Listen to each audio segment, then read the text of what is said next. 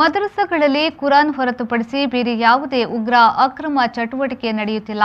ಒಂದು ವೇಳೆ ಮದ್ರಸಾಗಳಲ್ಲಿ ಉಗ್ರ ತರಬೇತಿಯಂತಹ ಕೃತ್ಯ ನಡೆಯುತ್ತಿದ್ದರೆ ಅದನ್ನು ಬಿಜೆಪಿ ರಾಷ್ಟ್ರೀಯ ಪ್ರಧಾನ ಕಾರ್ಯದರ್ಶಿ ಸಿಟಿ ರವಿ ಸಾಬೀತುಪಡಿಸಲಿ ಎಂದು ಕೆಪಿಸಿಸಿ ಅಲ್ಪಸಂಖ್ಯಾತ ಘಟಕದ ಅಧ್ಯಕ್ಷ ಸೈಯದ್ ಅಹಮದ್ ಸವಾಲು ಹಾಕಿದ್ದಾರೆ.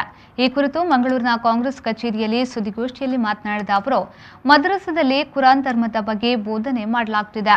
ಆದರೆ ಚುನಾವಣೆ ಗಿಮಿಕ್ಗಾಗಿ ಸಿಟಿ ರವಿಯವರು ಮದ್ರಸಾದ ಬಗ್ಗೆ ಇಲ್ಲ ಸಲ್ಲದ ಹೇಳಿಕೆಯನ್ನ ನೀಡುತ್ತಿದ್ದಾರೆ.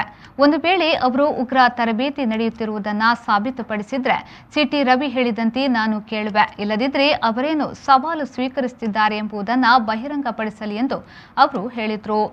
ಈಗ ತಾಲಿಬಾನ್ ಬಗ್ಗೆ ಮಾತಾಡ್ತಾರೆ. ನಾನು ಚಾಲೆಂಜ್ ಮಾಡ್ತೀನಿ ಸಿಟಿ ರವಿಗೆ, ಇಡೀ ದೇಶದಲ್ಲಿ ಯಾವುದಾದ್ರೂ ಮದ್ರಸೆಯಲ್ಲಿ ನಾವು ಟೆರರಿಸಂ ಬಗ್ಗೆ ಏನಾದರೂ ಟ್ರೈನಿಂಗ್ ಕೊಡ್ತಿದ್ರೆ ಅಥವಾ ವಿದ್ಯೆ ಕೊಡ್ತಿದ್ರೆ ಅವ್ರು ಏನು ಹೇಳ್ತಾರೆ ಅದು ಮಾಡೋಕ್ಕೆ ನಾನು ಹೇಳಿ, ಅಥವಾ ಅವ್ರು ಏನು ಮಾಡ್ತಾರೆ ಕೇಳಿ, ಪ್ರೂವ್ ಮಾಡಲಿಲ್ಲ ಅಂದ್ರೆ ಏನು ಮಾಡ್ತಾರೆ ಕೇಳಿ. ನಾವು ಓದಿಸೋದು ಕುರಾನ್.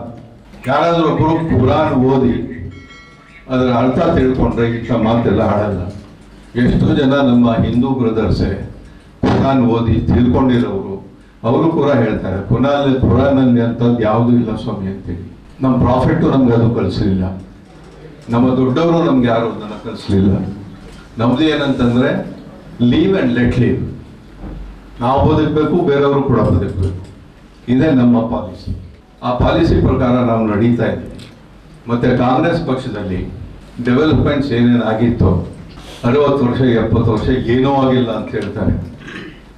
ಇಲ್ಲಿ ಏರ್ಪೋರ್ಟ್ ಇದೆಯಲ್ಲ, ಯಾರು ಇವ್ರ ತಾತ ಕಟ್ಟಿಸಿದ್ರ? ಇನ್ನು ಕೇಂದ್ರ ಸರ್ಕಾರ ಬೆಲೆ ಏರಿಕೆಯ ವಿರುದ್ಧ ಕಾಂಗ್ರೆಸ್ ಪ್ರತಿಭಟನೆ ನಡೆಸುವುದು ಅನಿವಾರ್ಯ ಅಂತ ಹೇಳಿದ್ರು. ಗ್ಯಾಸ್ ನಮ್ಮ ಮಹಿಳೆಯರು ಕೂತಿದ್ದಾರೆ. ಗ್ಯಾಸ್ ಇಲ್ಲ ಅಂತಂದ್ರೆ ನಮ್ಮಲ್ಲಿ ಇರ್ತಕ್ಕಂಥ ಗ್ಯಾಸ್ ಎಲ್ಲ ಹೊರಟೋಗ್ತದೆ, ಜೀವನನೇ ಮಾಡೋಕ್ಕಾಗೋದಿಲ್ಲ, ಕಷ್ಟ. 25 ರೂಪಾಯಿ ಜಾಸ್ತಿ ಮಾಡಿದ್ದಾರೆ, 932 ರೂಪಾಯಿನೋ ಈಗ ಬೆಂಗಳೂರಲ್ಲಿ. ಇಲ್ಲಿ ಸ್ವಲ್ಪ ಕಡಿಮೆ ಅಲ್ಲ, ಸ್ವಲ್ಪ ಕಡಿಮೆ ಆಗ್ಬೋದು. ಸಾರಿ, ನಾವು ಪೆಟ್ರೋಲ್ಗೆ 100 ನಾಟ್ ಔಟ್ ಅಂತ ಹೇಳ್ತಿದ್ದೀವಿ, ಈಗ ಗ್ಯಾಸ್ಗೆ 1000 ನಾಟ್ ಔಟ್ ಅಂತ ಹೇಳಿ ಅದನ್ನು ಒಂದು ನಡೆಸಬೇಕಾಗ್ತದೆ.